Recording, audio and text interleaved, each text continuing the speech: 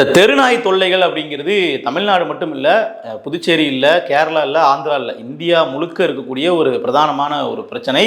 இதற்கு ஒரு தீர்வை கொண்டு வாங்க அப்படின்னு சொல்லி இரண்டு தரப்புல இரண்டு மாதிரியா மக்கள் கருத்துக்களை முன்வைப்பாங்க. ஒரு தரப்பு பார்த்தீங்கன்னா இந்த நாய்கள்லாம் நீங்கள் என்ன பண்ணுங்க, அப்புறப்படுத்திடுங்க, ஒரேடியே அந்த நாய்கள்லாம் தெருவுங்களும் இல்லாத அளவிற்கு கார்பரேஷன்ல நீங்கள் பிடிச்சு கொண்டு போயிட்டு சில பேர்லாம் நாயை கொன்றுங்க அப்படின்னு சொல்கிற அளவுக்குலாம் கருத்துக்கள் ஒரு பக்கம் பதிவு பண்ணாங்க. காரணம் என்னென்னா, இந்த நாய்கள் மூலமாக வரக்கூடிய பிரச்சனைகள் தெருவில் போகக்கூடிய குழந்தைகள் கடிக்குது அப்படிங்கிறத தாண்டி இதுங்களுக்கு எல்லாமே ஒரு தொற்று நோய் உருவாகும், ரேபிஸ் அப்படிங்கிறது. ஸோ அந்த மாதிரியான பிரச்சனைகளில் அதிகப்படியான உயிரிழப்புகள் நடக்குது.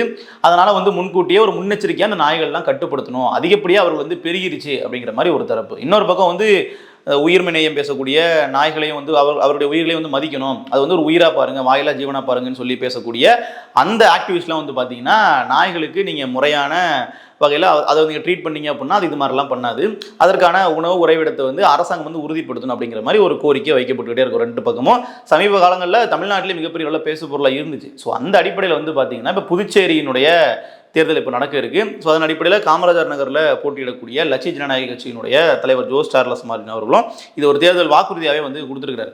அதாவது கிட்டத்தட்ட இங்கே எடப்பாடி அவர்கள் கொடுத்த ஒரு சிமிலரான அதே வாக்குறுதிகள் தான். அதாவது நாய்களுக்கு பார்த்தீங்கன்னா கருத்தடை மருந்து அவர்கள் அங்கே ஊசி போட்டுருவோம், அதனால் அந்த நாய்கள் இனப்பெருக்கம் அதிகப்படியான வகையில் ஆகாது. அதே சமயத்தில் அந்த நாய்களை கிட்டத்தட்ட பராமரிக்கக்கூடிய வகையில் அரசாங்கமே பராமரிப்பு காப்பகங்கள்லாம் நடத்தும். ஸோ அது மூலமாக பார்த்தீங்கன்னா அதனுடைய அந்த நாய்களுக்கான சிக்கல் தீர்க்கப்படும், பொதுமக்களுக்கான பிரச்சனை இல்லாமல் இருக்கும் அப்படிங்கிறது ஒரு தேர்தல் வாக்குறுதியாக கொடுத்துருக்காங்க.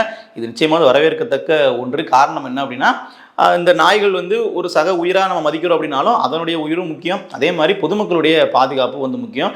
நாய்கள் அளவுக்கு அதிகமாக பெருகும்போது அது நிச்சயமாக ஒரு பேலன்ஸ் பண்ண வேண்டிய ஒரு ஃபேக்டர் தான். இதை ஒரு அறிவிப்பாக கொடுத்தது அந்த பகுதி மக்கள்கிட்ட ஒரு பெரிய வரவேற்பு தான் பெற்றிருக்கு.